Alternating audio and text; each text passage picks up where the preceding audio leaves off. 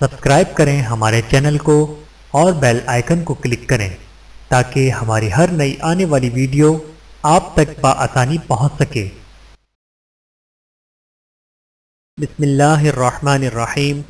حضرت عمار بن یاسر رضی اللہ تعالیٰ عنہ رسول اللہ صلی اللہ علیہ وآلہ وسلم کے جلیل القدر صحابی حضرت عمار رضی اللہ تعالیٰ عنہ کے والد حضرت یاسر رضی اللہ تعالیٰ عنہ کا تعلق دراصل ملک یمن سے تھا۔ ایک بار وہ کسی کام کے سلسلے میں یمن سے مکے آئے تھے اور پھر مستقل وہیں رہائش اختیار کر لی تھی، اور پھر رفتہ رفتہ شہر مکہ میں مقامی باشندوں کے ساتھ ان کے تعلقات مستحکم ہوتے چلے گئے، حتیٰ کہ آخر سرداران قریش میں سے کسی نے اپنی کنیز سمیہ کے ساتھ ان کی شادی کرا دی۔ کچھ عرصے بعد اللہ نے ان دونوں میاں بیوی کو بیٹا عطا فرمایا جس کا نام انہوں نے عمار رکھا۔ مکے کے گلی کوچوں میں کھیلتے کودتے عمار نے اپنا بچپن گزارا، اور پھر جب جوانی کے مرحلے میں قدم رکھا تو انہی دنوں شہر مکہ آفتاب نبوت کی کرنوں سے جگمگانے لگا تھا۔ رسول اللہ صلی اللہ علیہ وآلہ وسلم نے جب اپنے رب کے حکم کی تعمیل کرتے ہوئے پیغام حق پہنچانے کا سلسلہ شروع فرمایا تو بالکل ابتدائی دنوں میں ہی ان تینوں افراد پر مشتمل یہ مختصر سا گھرانہ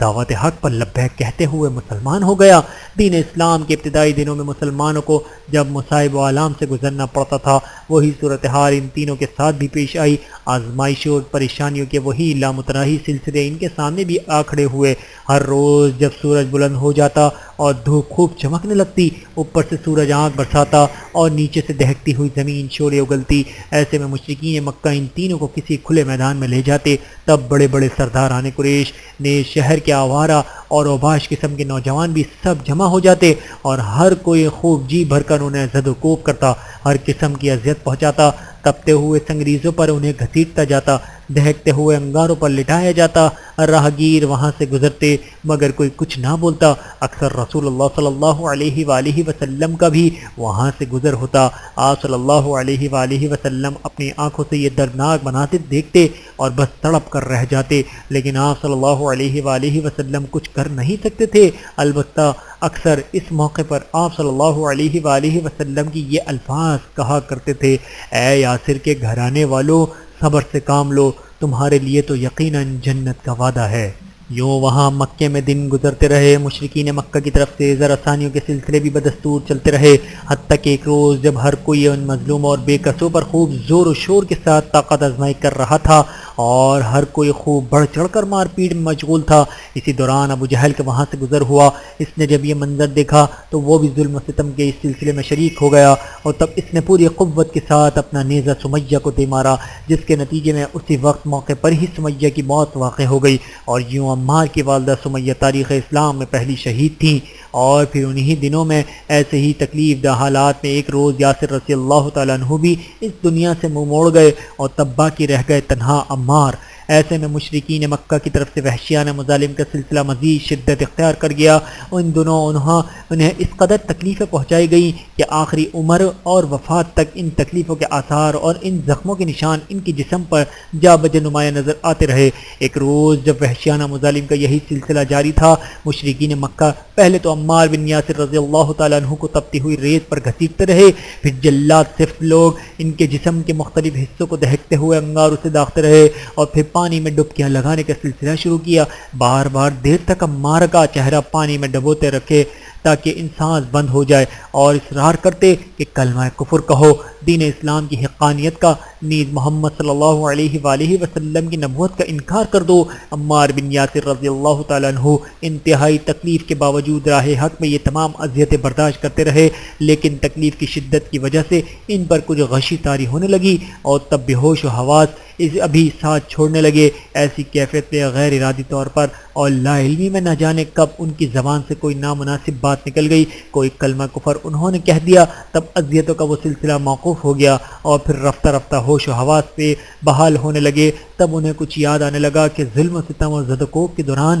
یہ لوگ مجھے کلمہ کفر کہنے پر مجبور کر رہے تھے، تب میری زبان سے بے اختیار شاید کوئی نامناسب بات نکل گئی تھی۔ یہ سوچ کر یہ انتہائی پریشان اور شرمندہ ہونے لگے۔ اذیتوں کا یہ تمام تر سلسلہ جو عرصے دراز سے چلا آ رہا تھا اس پر یہ کبھی اس قدر پریشان نہیں ہوئے تھے جس قدر آج اس بے خودی اور نیم بے ہوشی کی کیفیت میں اپنی زبان سے کلمہ کفر نکل جانے کی وجہ سے پریشان و پشیمان تھے۔ کسی صورت انہیں چین نہیں آ رہا تھا۔ آخر بڑی ہمت کر کے اور موقع پا کر رسول اللہ صلی اللہ علیہ وآلہ وسلم کی خدمت میں حاضر ہوئے اور تمام ماجرا بیان کیا۔ اس وقت ان کی آنکھوں سے مسلسل آنسو بہہ رہے تھے۔ آپ صلی اللہ علیہ وآلہ وسلم نے اپنے دست مبارک سے ان کے بہتے ہوئے آنسو صاف کیے اور انہیں تسلی بھی دی کہ فکر کی بات نہیں، مجبوری میں اور غیر ارادی طور پر اگر کلمہ کفر زبان سے نکل بھی گیا ہو تو اللہ معاف فرمائے گا۔ اور پھر 2-4 روز ہی گزرے تھے کہ قرآن کریم کی یہ آیت نازل ہوئی،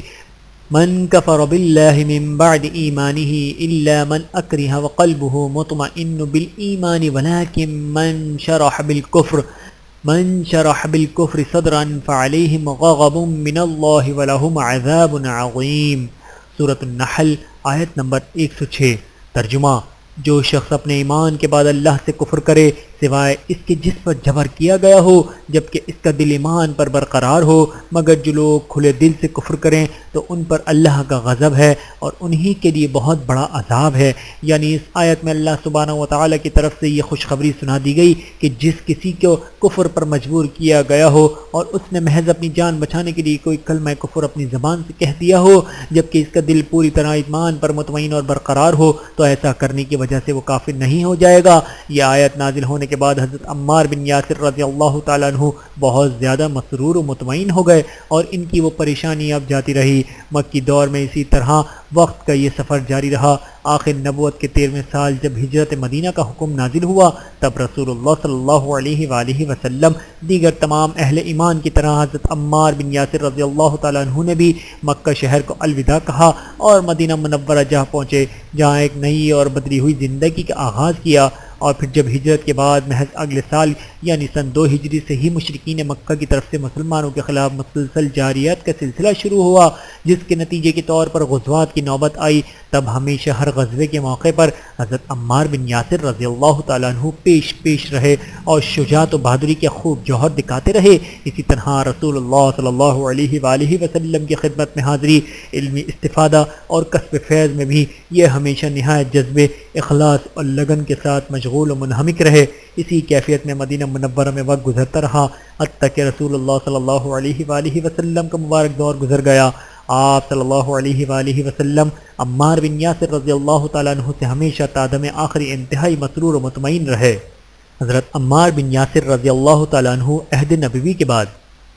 حضرت عمار بن یاسر رضی اللہ تعالیٰ عنہ کو رسول اللہ صلی اللہ علیہ وآلہ وسلم کے مبارک دور میں جو قدر و منزلت حاصل تھی، حضرات خلفائے راشدین کی دور میں بھی ان کی وہی حیثیت اور قدر و منزلت اس معاشرے میں برقرار رہی۔ نیز یہ کہ جس طرح یہ رسول اللہ صلی اللہ علیہ وآلہ وسلم کے مبارک دور میں ہمیشہ ہر غزوے کے موقع پر پیش رہے، اسی طرح خلفائے راشدین کے دور میں بھی اعلاء کلمت اللہ کے خاطر ان کا یہی جذبہ برقرار رہا۔ بالخصوص خلیفہ اول حضرت ابوبکر صدیق رضی اللہ تعالیٰ عنہ کے زمانے خلافت میں مرتدین، مانعین زکوٰۃ اور اسی طرح چھوٹے مدیان نبوت کے خلاف بہت سی جنگوں کی جو نوبت آئی تھی، ان میں سے بعض جنگیں انتہائی خطرناک اور اعصاب شکن قسم کی تھیں، مثلا جنگ یمامہ۔ ایسی تمام جنگوں کے موقع پر حضرت عمار بن یاسر رضی اللہ تعالیٰ عنہ انتہائی جوش و جذبے کے ساتھ پیش رہے اور بے مثال شجاعت و بصالت کے نمونے دکھاتے رہے۔ نیز خلیفہ دوم حضرت عمر رضی اللہ تعالیٰ عنہ کے دور خلافت میں فارس اور روم کے خلاف لڑی جانے والی بڑی بڑی جنگیں،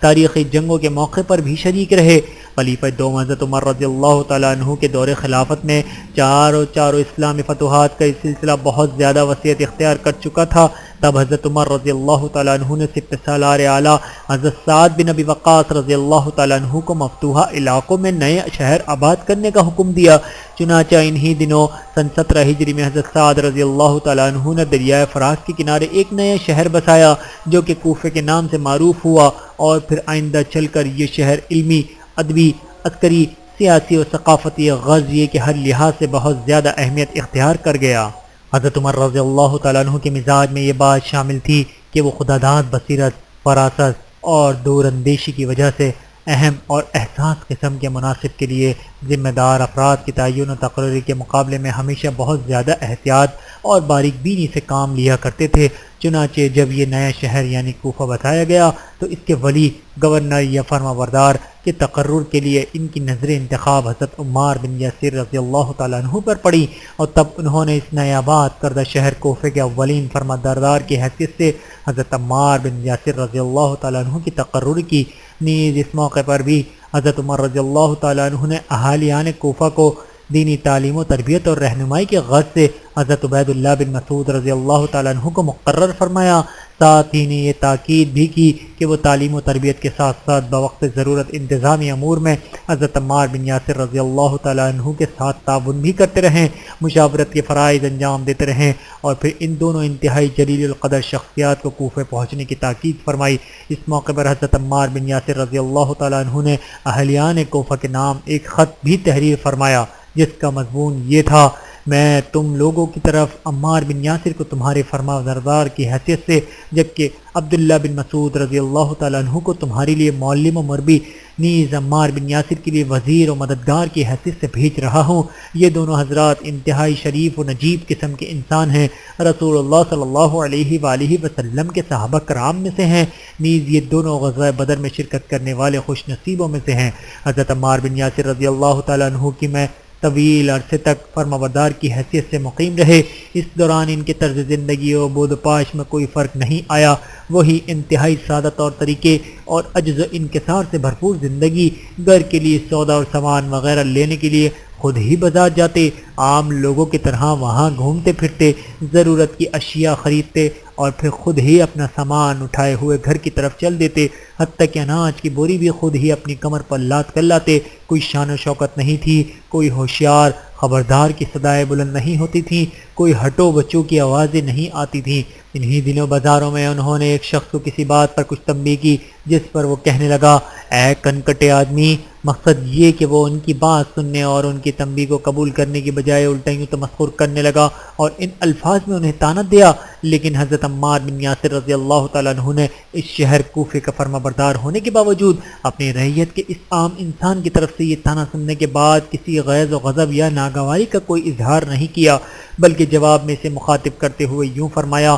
یہ تو بہت ہی مبارک کان ہے، کیونکہ یہ تو اللہ کی راہ میں کٹا ہے۔ دراصل رسول اللہ صلی اللہ علیہ وآلہ وسلم کی اس جہان فانی سے رحلت کے فوری بعد اندرونی و بیرونی دشمنیوں کی طرف سے بہت سے فتنے بیک وقت اٹھ کھڑے ہوئے تھے۔ رسول اللہ صلی اللہ علیہ وآلہ وسلم کے اولین جانشین کی حیثیت سے ان تمام فتنوں کی سرکوبی کی ذمہ داری خلیفہ اول حضرت ابوبکر صدیق رضی اللہ تعالیٰ عنہ کے کندھوں پر آ پڑی تھی، جسے انہوں نے مکمل عزیمت و استقامت اور بے مثال بہادری و شجاعت کے ساتھ نبھایا تھا۔ چنانچہ انہی دنوں مشہور و معروف جنگ یمامہ کی نوبت آئی تھی، جو کہ بہت ہی خون ریز اور اعصاب شکن قسم کی جنگ تھی۔ 1000 سے زائد صحابہ کرام رضوان اللہ علیہم اجمعین اس جنگ کے موقع پر شہید ہو گئے تھے، جن میں 70 حفاظ قرآن بھی شامل تھے۔ اسی جنگ کے موقع پر حضرت عمار بن یاسر رضی اللہ تعالیٰ عنہ کے سر پر کسی کافر نے تلوار کا بھرپور وار کیا تھا، لیکن نشانہ خطا ہو گیا۔ تلوار ایک زناٹے کے ساتھ ان کے سر کو چھوتی ہوئی گزر گئی، یوں ان کا سر تو بچ گیا، لیکن ایک کان کٹ کر دور جا پڑا اور پھر وہیں کہیں یمامہ کے میدان میں رہ گیا تھا۔ اور اب سالہ سال کے بعد یہاں کوفے میں جب اس شخص نے انہیں کن کٹے کا طعنہ دیا، تب انہوں نے فرمانبردار ہونے کے باوجود اس کی سرنوشت کی بجائے نہایت اعلی اخلاق اور وصیت ظرف کے ثبوت دیتے ہوئے اسے بس اس حقیقت کی طرف متوجہ کیا کہ یہ تو بہت مبارک کان ہے، کیونکہ یہ تو اللہ کی راہ میں کٹا ہے۔ شب و روز اور آتے جاتے موسموں کا سفر جاری رہا، حتیٰ کہ اسی کیفیت میں خلیفہ دوم حضرت عمر رضی اللہ تعالیٰ عنہ کا 10 سالہ زمانہ خلافت گزر گیا۔ اس کے بعد خلیفہ سوم حضرت عثمان رضی اللہ تعالیٰ عنہ نے منصب خلافت سنبھالا، جن کا زمانہ خلافت 12 سال تک جاری رہا۔ حضرت عمر رضی اللہ تعالیٰ عنہ کی شہادت کے کچھ عرصے بعد حضرت عمار بن یاسر رضی اللہ تعالیٰ عنہ نے ولی کوفہ کی حیثیت سے اپنے اس منصب سے علیحدگی اختیار کر لی اور گمنامی کی زندگی بسر کرنے لگے۔ سن 35 ہجری میں مدینے میں باغیوں اور شر پسندوں کے ہاتھوں خلیفہ سوم حضرت عثمان رضی اللہ تعالیٰ عنہ کی شہادت کا انتہائی دردناک واقعہ پیش آیا تھا، اور پھر عرصہ دراز تک اس افسوسناک واقعے کے بھیانک نتائج و اثرات مختلف فتنوں کی شکل میں مسلسل ظاہر ہوتے چلے گئے تھے۔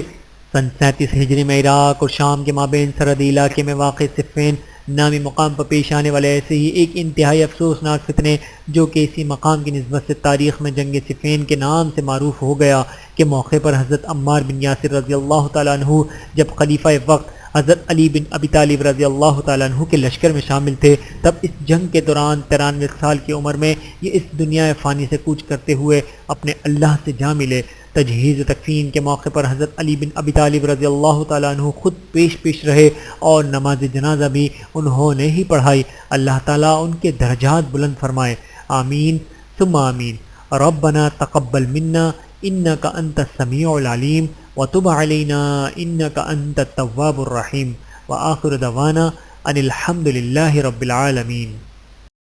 ویڈیو دیکھنے کا بہت شکریہ۔ مزید ویڈیوز دیکھنے کے لیے ہمارے چینل کو سبسکرائب کریں۔ اگر ویڈیو پسند آئے تو لائک کریں۔ اچھی بات کو دوسروں تک پہنچانا صدقہ جاریہ ہے۔ جزاکم اللہ خیرا کثیرا۔ اپنا اور اپنے پیاروں کا بہت زیادہ خیال رکھیے گا اور مجھے دعاؤں میں یاد رکھیے گا۔ Take care. اللہ حافظ۔